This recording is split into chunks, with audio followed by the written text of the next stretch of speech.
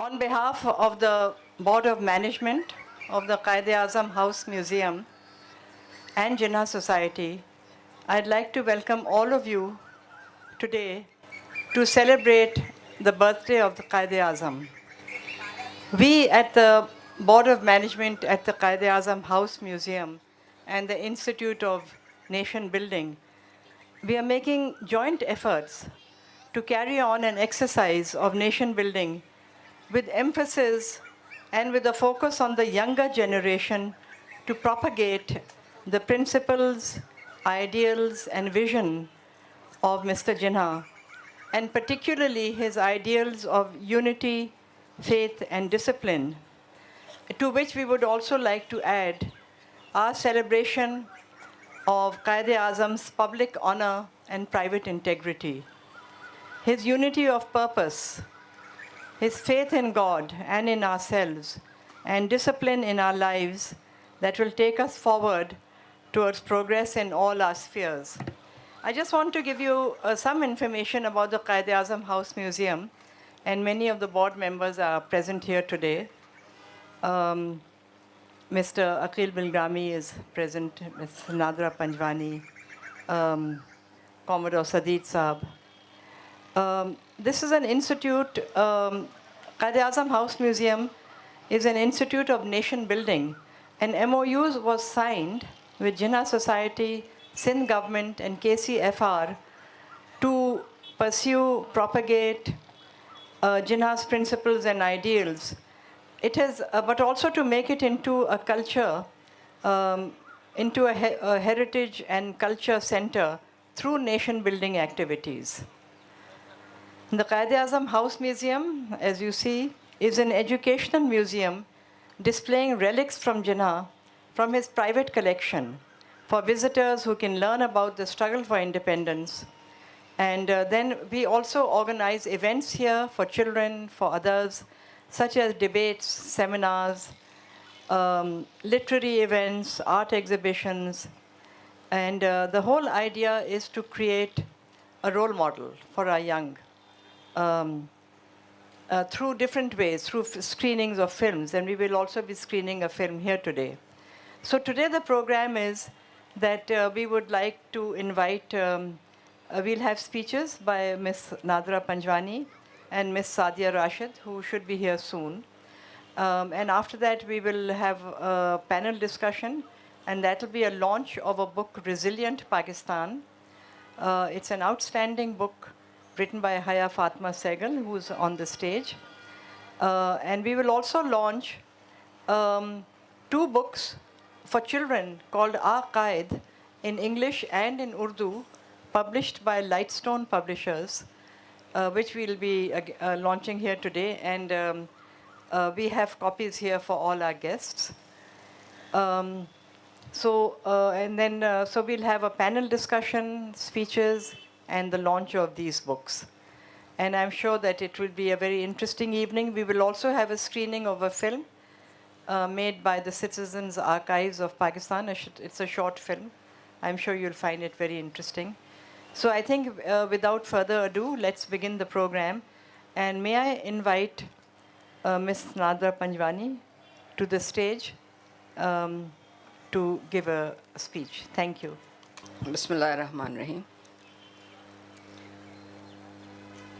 Honorable colleagues, Board of Management, Quaid-e-Azam House, respected guests, dear students, ladies and gentlemen, Assalamu alaikum and good afternoon. Today is an important day in our national calendar, and for me to be present in our Quaid's house on this significant day is truly an honor.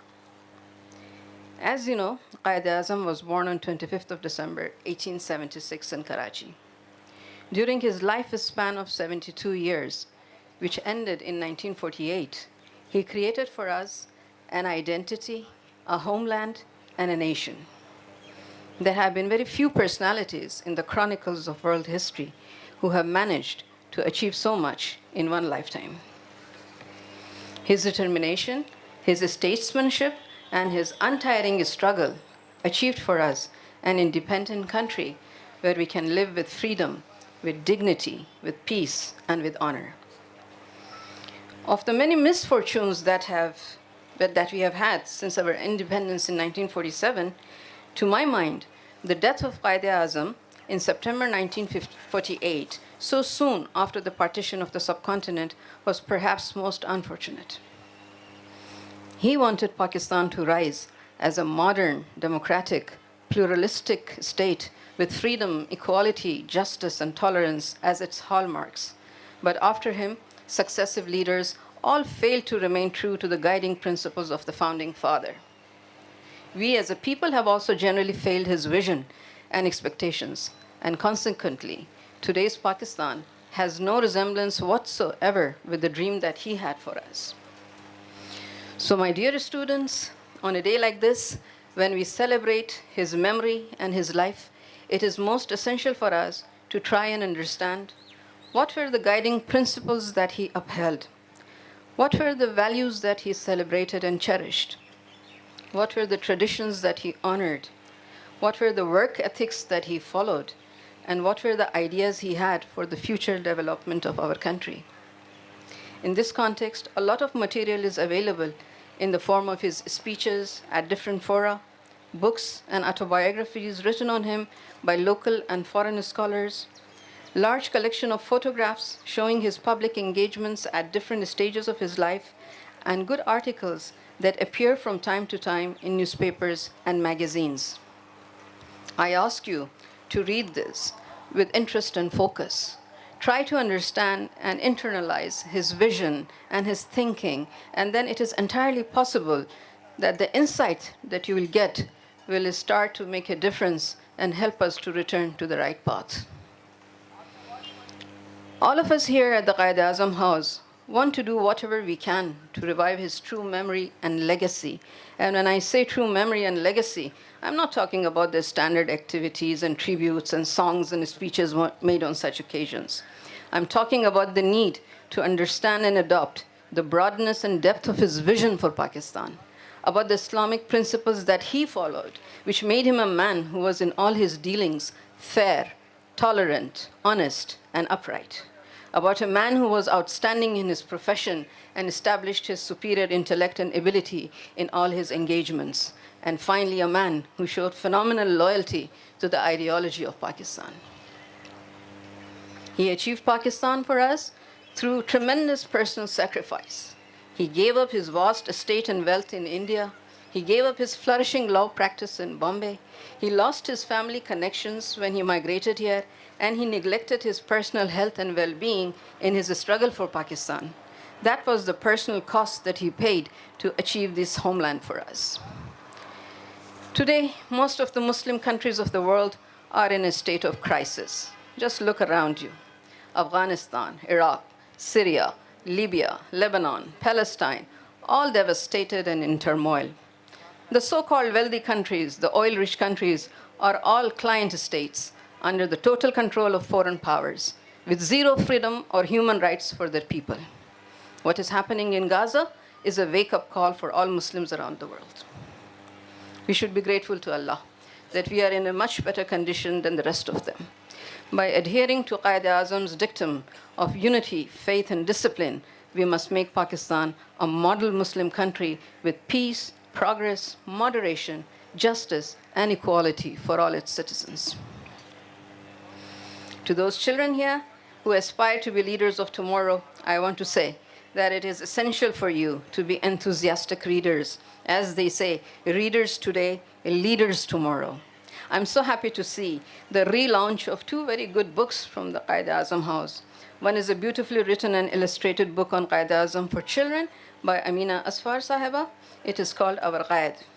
I feel honored to have written the foreword for this book because I think it's a precious gift for the children of Pakistan. It tells the story of our Quaid's life in a simple and a very engaging style. The second book is a collection of articles and interviews by Ms. Haya Sehgal called Resilient Pakistan. Haya is a young and talented writer with a strong sense of direction and purpose. The gift of writing runs in her family. Her father, Ikram Saab, is an eminent defense analyst and a prolific writer with several publications to his credit. and Haya is carrying on with the family tradition. It is evident from her writings that she draws inspiration from Quaid-e-Azam. There are many references to him in her articles. I find the title of her book very suitable for our times. Nowadays, with so much depression and hopelessness everywhere, it is important to celebrate stories of resilience and hope.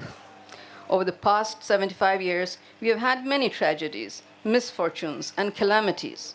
But despite all of this, we are still here. And this is because we have a resilient nation, and this is a quality to celebrate. I'm sure Quaid-e-Azam is at this moment smiling at us from his home in heaven and feeling quite pleased about the launch of these two books from his home on earth.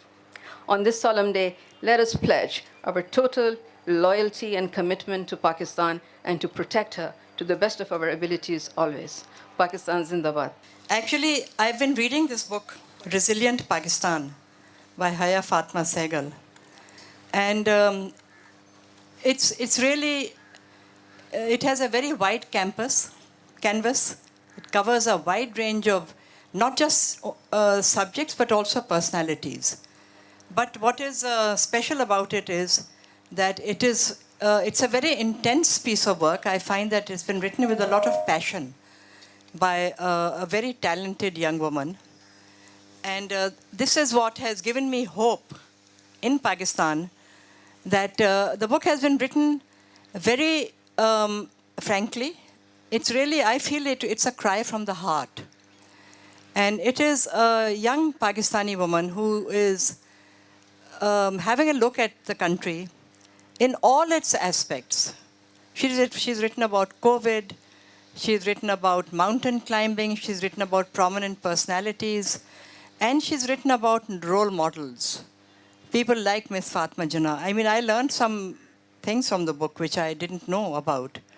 So obviously, a lot of research has gone into it. And she has highlighted some very important issues. Particularly, actually, I learned from the book that the term Jinnah's Pakistan was coined by Mr. Liaquat Merchant in 2009.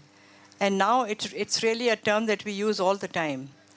So I'd like to spend a few minutes talking about this book. And I'd like to start with you, Haya, the author of this book. That what do you think about, I mean, do you feel that Pakistan is really resilient? And do you see a lot of hope for the country? So do tell us about your thoughts. I get asked this question a lot. Do I feel if Pakistan is really resilient? And I get this question because I guess I kept the title of the book. And I do feel that Pakistan is resilient. I feel that it has survived an onslaught of many things, not just social, cultural, but political upheavals. We've suffered through many things, and I think that we have come to this point that we have the ability to bounce back and actually still survive whatever we have been going through. I know that right now there's a lot of depression and uncertainty and so many things that people are feeling, and they're feeling this disintegration. And I would always suggest to the person that look around us that we are still here. I mean, we have this ability to survive so much, and we are here in Jinnah's Pakistan. Perhaps it's not the one that he envisioned, and I agree with that, because most of the people who talk about resilience or resilient Pakistan always question me. And I was asked this question in DC recently. They said, you can call yourself resilient Pakistan, but do you really think that, are you not hiding something? But as soon as the person said that, and this was an expert on South Asia and an analyst that I respect, he already knew that in the third volume of my book, I had not left out anything. I laid it all for people to read. I was also censored at one point where people said this cannot go into print. And we do have to accept that there are huge concerns. We know that. We know that we're coming to this point where we say, well, are you not seeing what's around you? How can we call ourselves resilient? But we have gone through this process, and we have stayed together, and we are still here. You know, I was very interested in the book that you spoke about, the title Jinnah's Pakistan. And I think I would like to just repeat what Mr. Liaquat Merchant said, that he described what, in his opinion, was Jinnah's Pakistan and what should be present here to make the country into what his vision was. And that is the supremacy of the constitution, sovereignty of the parliament, independence of the judiciary, and duties of the state to citizens and of citizens to the state, protection of minorities, protection of human rights and women's rights, equal rights for all Pakistanis, irrespective of religion or caste or creed, and building Pakistan into a modern progressive state. This was Jinnah's idea of Pakistan, and this is something that we need to work towards. So, you know, I would like to ask Khurshid Haider. Khurshid Haider is with the Hum Network and has been a journalist. She was editor of Dawn's review, actually, and Images and Review. I think you launched the review. Okay. And one of the personalities covered in this book is Sultanasiddiqui, her journey, which is actually inspirational. So, Khurshid, what do you think of Jinnah's vision of the empowerment of women as given in the book and otherwise, and the role of women like Sultanasiddiqui in actually making that vision come true? Well, I'd rather talk about the book itself in the beginning. I think Haya Sehgal's book, Resilient Pakistan, is a labor of love. She has done a lot of research and fact-finding to make it an authentic one. And I think she has the highest regard and respect for and love for Quaid-e-Azam, as we all do, because he gave us this wonderful country. What we are doing with it, that's our problem. But he did what he had to do in insurmountable odds that he had to face. So he had a vision. He was positive. He was an unparalleled statesman who made this country, and he had the help of the people and his cabinet. He had chosen a cabinet. So he had everything going for him, even though there was this dishonest and demarcation of the country, which did not deter him because he knew that he had the right people with him. What he didn't have was time. And after 13 months, he was not with us anymore. And I fervently believe that if he had lived a few more years, Pakistan would not be what it is today. It would be a much better, one of the outstanding countries of the world. And this is what Haya has pointed out in her writings. And then, being such a great statesman, Stanley Walpert, it's in the book itself, Stanley Walpert said that there are very few people who change the map of the world, and very few people who change history, and still very few people who make a nation state. And Quaid-e-Azam did all these three. So we can understand the kind of person he was. And then Haya writes about Quaid-e-Azam's sister, Haya Fatima Jinnah, who was nurtured by him, who was brought up by him, and he educated her. And he wanted to make her stand up on her feet and be independent. And she became a dentist in those times, and she opened a clinic. So that shows the importance of women's empowerment in the country, of what he thought about it. Being two wheels, a man and a woman running the country together, not just a man doing it. So this is a strong view of Quaid-e-Azam. And then in later years, she was with him and she learned what politics was all about. And he made her into a leader of women. She opened up educational institutions and welfare institutions. She was steadfast, she was honest, she had dignity. And this is what Haya has pointed out in all the articles and in all the book, in the chapters. Then she talks about the socio-cultural change in Pakistan from 1947 onwards to today. And the ups and downs, the upheavals, and the changes, the social media changes, Pakistan being part of the global village.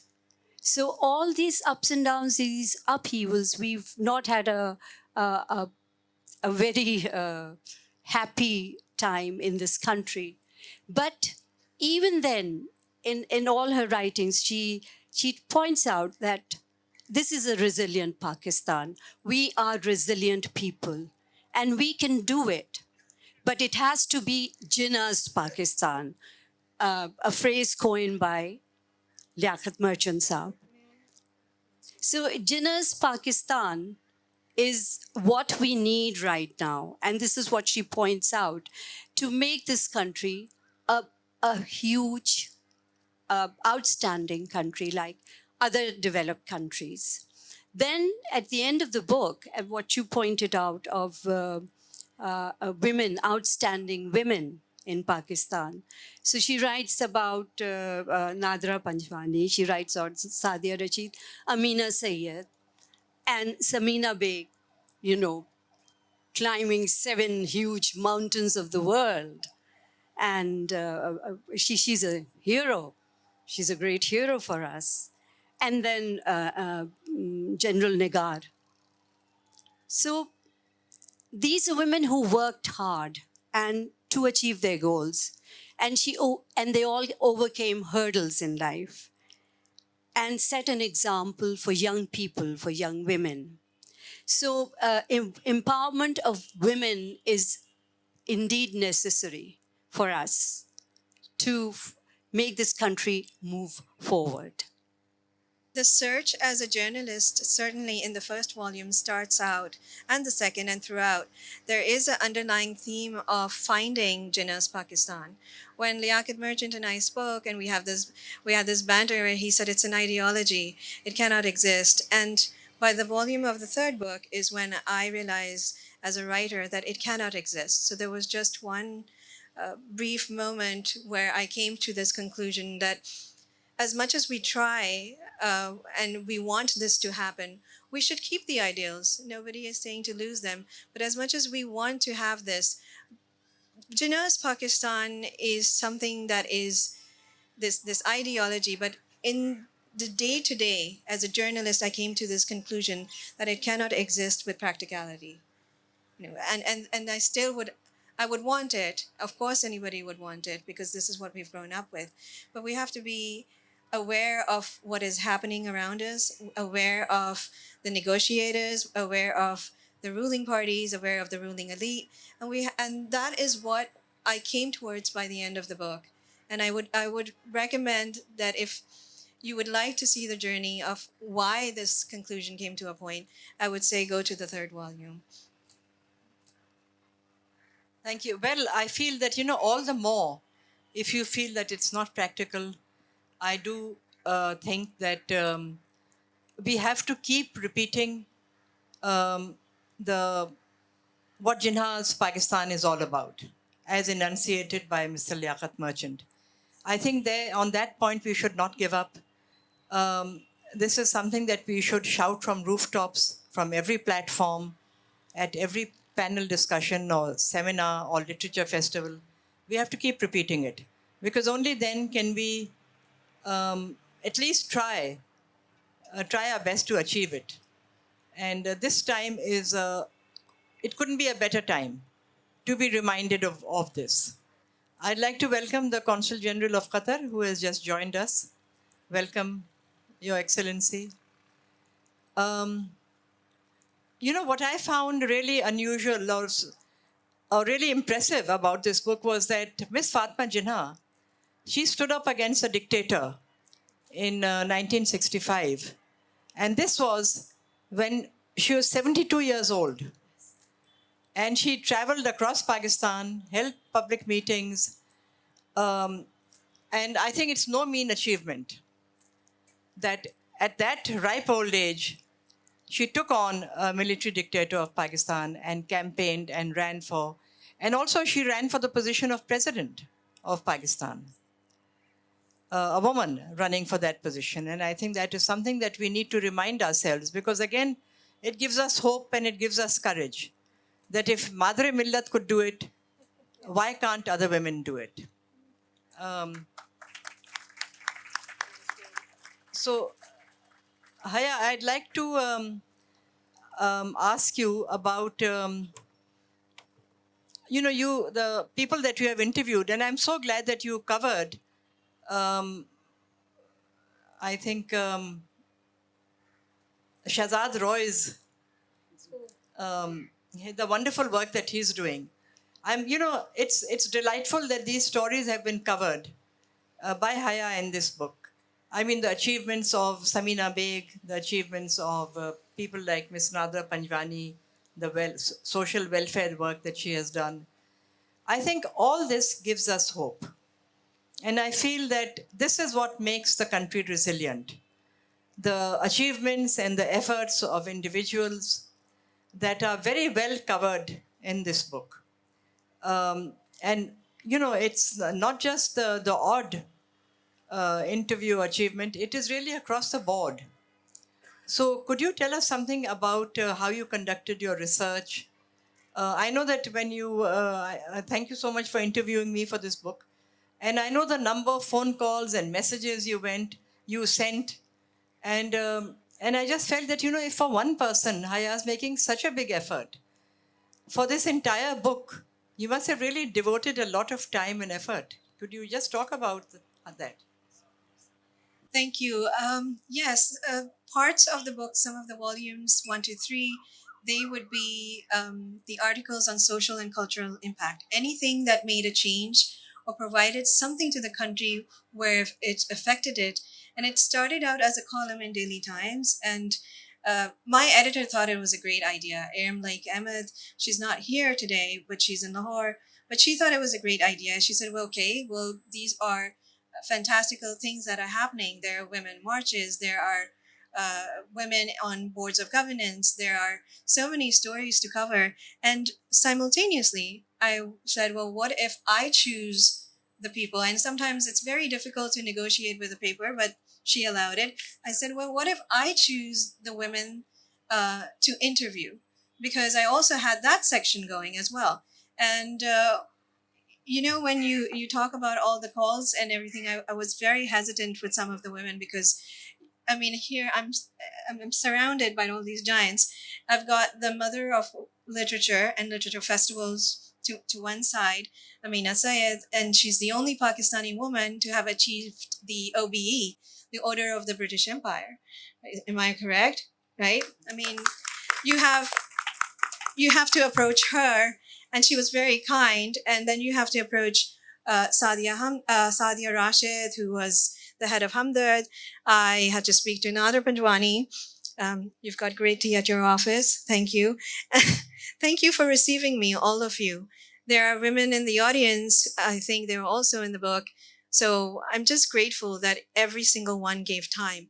And I think in the dedication and in the introduction, I had already said that thank you for the time, because time is so precious to give to somebody in these days.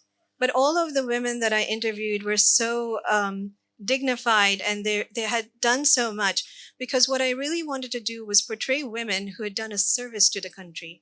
And every single one of them, I mean, has done something that has contributed towards Pakistan in a positive manner and has actually changed it. These were the women, all of them, including Khurshid on stage. I mean, I was telling them right before that they're the ones that opened up routes and pathways for us, for my generation, because if they hadn't done so and taken the lead, we would not be here today. So I'm delighted that this book is now available, Resilient Pakistan, and it's a brilliant book by Haya Fatima Sehgal and really worth a read. Now may I open the floor for any questions? I would say ये जो 1947 से लेके अब तक इन्होंने हया ने एक कूजे में बंद कर दिए जो भी चीज़ें हुई हैं, and I would suggest that all of you please do read this book. इसलिए कि it's written in a very easy English and in a very interesting style. So Haya, thank you for the book. आपने, and as Quaid-e-Azam and Haya has emphasized, Sultanasiddiqui is not here because she's in Islamabad, otherwise she would have been here. And her life has been extraordinary, of becoming what she is today, all because of her thinking and of focusing on what she wanted. So this is what Haya is trying to tell people through her book. When we work together, when we work hard, we can achieve something. We can achieve the Pakistan, Jinnah's Pakistan. So thank you, Haya, once again. It's going to have to be a collective movement for all of us together. I think this is the time, and I think that we should all come together at this moment because we are facing a lot of trouble, and I think that I still think that there's time left for us. And are there any questions from the floor? Very simple question. There are thousands and millions of topics that you could have written. What convinced you that you should write on Mr. Jinnah's Resilient Pakistan? I mean, Jinnah's legacy, Jinnah's Pakistan, Resilient Pakistan. What hurdles you faced while writing the book? Because the number of hurdles one can face, and what convinced you that this is the topic that should be there and that is the need of the hour? I had initially gone to meet Mr. Liaquat Merchant. I had taken an appointment, and I didn't go to write about Jinnah. I went to write about Fatima Jinnah, actually. And during the research that I did with him, and then everything that he gave to me, this topic came up, and it's not the main topic of the book. It's an underlying theme that runs through the book of embracing the ideals and still having a modernized state, keeping the values of integrity, faith, discipline, however we want to call it, but we wanted to, it is an underlying theme. It wasn't the main crux of the book. In fact, the end of the book does deal with the setting of international relations, diplomatic language, routes towards peace building, language, discourse, staying away, refraining from populist politics, which I don't think that he would have been happy with at all. He would have possibly wanted better ties with all of those around us, and that was the main thing that came out. What most people do is they stop in the beginning and say, "Oh, it's about Jinnah's Pakistan." That was an underlying theme that was throughout the book. So it wasn't the main topic, but it has been in over 20 articles that it came up that can we become the progressive nation that he wanted? And how do we do this in today's world? There was 1947, there was 71, but now what do? We have all these factors playing into us, and there is where I would say we come to the end of the articles, and I'm not the interviews, but the articles. That is where I'm talking about we need to develop better ties with other people. We can be doing this, yes, collectively, yes. We've spoken about that quite a lot. Within Pakistan, our politicians have spoken about it, our journalists have spoken about it, and so have authors. But what we really need to do is now we need to act as Pakistan first, but also Pakistan with other people around the world in a global village. I'd like to welcome the Consul General of France. Thank you for joining us, Your Excellency. Any other questions from the floor? As you say, the resilient Pakistan. So let me make this comment over here. This is a real tangible manifestation of resilient Pakistan. Whatever that she has written in the book, besides that part, there are four ladies sitting on the stage, and the book is again being written by a lady. And Pakistan, as far as Pakistan is concerned, the whole world knows that we suffer badly in the gender parity index. So we are the second largest state as per the global statistics. And whereas there are four ladies sitting on the stage, and today the book launch is again by the soft gender. So let's have a clap for that. That's a real true manifestation of the resilience of this country. Number one. And secondly, very quick comment is, as we talk about putting our house in order and looking forward at what we can do and what we can achieve. So in Pakistan, we have a very, very strategic tool, and that is the youth of this nation, which is we are the largest community of the youth in the entire world as of now. And the author, I again would call her among the youth, although it is said that ladies ki age ki baare mein baat nahi karni chahiye, but besides the point, I would still say that she is part of the youth, and she is that energizing lady who is representing the youth, and she is actually part of that cohort, which is the hope of this country. So all the kudos and all the salute to you. Thank you very much for arranging this ceremony. I already took up a lot of time, so I thought I will give the balance time to the panelists. Yes, it's a wonderful occasion. It's a wonderful book. I think we should all read it. It has got a great message. And like I said, resilience is the name of the game. We have had so many misfortunes, so many mishaps, but like everyone said, we are still there. And inshallah, if we set our house in order and if we understand the true message of Quaid-e-Azam, we will make a difference, inshallah. There's always hope. I'm Naseem Salahuddin. I haven't read your book. I will read it, of course, after this. And I understand that the reason you wrote about resilience is because you felt that there was something bad, something that had to be brought up. You had to create that resilience because of things that have been happening in the past. And what really has been happening, to my mind, are the 4 wars we've had with India. East Pakistan was lopped off and we are left with a truncated Pakistan now. We've gone through a lot of upheavals that you mentioned. There have been,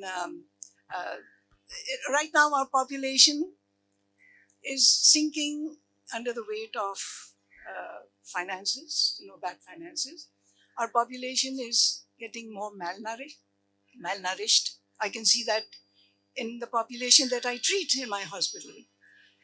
Illiteracy is going up rather than going down. So all these things are there, they're there. And I think you, in your courage, your wisdom, your farsightedness, you've said, okay, all these things are there, but let us come together and face these challenges. And I really pay tribute to women who are up there, all of you, Ms. Panjwani, Khurshid, yourself, Ameenah, and a lot of other women who I'm sure are there in the book. So I think our hope lies in women. We have to be stronger. We have to learn to be on our feet. We have to defend ourselves. There is oppression, depression amongst women. But if women can rise, I think that will be the ticket to success in the country. And even the youth is right now very depressed. They want to leave the country, but we have to give them the courage, and women have to do that. They have to do that together. So I think that will be the ticket to resilience, if indeed there is going to be any. Thank you. Thank you, Dr. Naseem Salahuddin. You yourself are a wonderful role model for women. Ms. Sadia Rashid is here. Thank you so much for joining us. Would you like to say a few words? To all the distinguished guests present, and of course the most distinguished of all, the justly celebrated young author, Haya Fatima Sehgal. Before I proceed any further, I would like to thank the organizers for including me among the list of speakers at this launch. Even more, I would like to thank Haya for including an interview of me in her book. The title of the book really says it all. It sums up the heart of the matter, not only key aspects of the facets of the nation, but also its aspirations, challenges, and the realities resulting from the combination of the two. There was and is a vision of Pakistan. This had had hurdles thrown up in its path, and challenges big and small have had to be confronted. That's where the resilience has shown itself. The people have tried to jump over the hurdles and confront the challenges. They may not have succeeded brilliantly, but neither have they given up and thrown down their arms. Therein lies their resilience. This is yet this unextinguished beam of hope. Haya's book is not only a technical tome, nor a deeply researched, learned textbook, but I'll tell you what makes it valuable. It is eminently readable, not just by scholars, but the lead reader who has sufficient intelligence and, even more importantly, common sense to know something and wish to know more about all matters of importance to all countries and peoples. Things like education, health, gender equality, tolerance, freedom of speech, economic viability, and also something perhaps about that dreadful, crippling cancer of corruption, which cannot be fought without knowledge. There have been dedicated, driven individuals as well as groups of determined individuals who formed organizations in order not just to talk, but do things, achieve a desirable goal which benefits not just them, but all fellow countrymen. Haya has touched upon the written about both. For those seeking a balance between hopelessness and hope, for a picture of Pakistan which may not have succeeded but never gives up, I can honestly recommend investing in a copy of The Resilient Pakistan. Thank you for your patient hearing. May I now request Mr. Ikram Sehgal to give the concluding remarks. Thank you. Bismillah ar-Rahman ar-Rahim. I know our intention of going on the stage and crossing 5 women. You know what happens to you even if you cross one of them. To start with, Sadia Rashid, Nadira Panjwani, Khurshid Haider, Haya, and Ameenah Saiyid. It's been a wonderful gathering, and we're grateful to you for organizing this. I think you inadvertently let out that this is Institute of Nation Building is also Jinnah Society and Karachi Council for Relations. In fact, it is an initiative, the Karachi Council for Relations, of which Nadira Panjwani is the chairperson. I think one thing I would like to correct, and I know before I go on about the book, that is, Haya said ideology, he said, we have to this thing. Please remember, ideology was a means to an end. One day after he achieved Pakistan in the name of Islam, Quaid-e-Azam went on radio and said, your faith is your own thing. The business of the state has nothing to do with it, or more reverse to the fact. So he was pragmatic. Once you achieved your aim, then you have to be pragmatic. And he went on. With pragmatism is once you have done something, you achieve your aim, you be pragmatic. And of course, I will say this, that the speakers have spoken so much about the Quaid, one cannot really expound on that as much as they can, each of them. One is a proud father. Haya has written a wonderful collection of articles which have been reproduced. The theme has been constant, and that is very important. Of course, she writes better than I could ever write. I was educated in the Pakistan Military Academy, and all the education I got was at the Yasi Masjid drinking water in the 9-mile race. So I didn't know much about writing when I took to writing. Haya was educated to that end. And it will follow. My generations to follow, I'm sure, my grandchildren will keep the theme going in one with the other. One of my granddaughters already come into print. So I think what Haya represents, she represents a great symbol to them, that this is what is coming down from the generation. And thank you, Haya, for that. So I will say this to you, the thing about resilient Pakistan. Look at all the crises we have. Not one. Whether it's economic, political, water, security. any nation, we have, to our last count, about 12 major crises. Any nation with 3 or 4 of them would have collapsed by now. Pakistan goes on. And let me tell you, you represent the resilient Pakistan. Let me end you by just one thing. Yesterday, we were told that you cannot have the function here. Why cannot you have the function?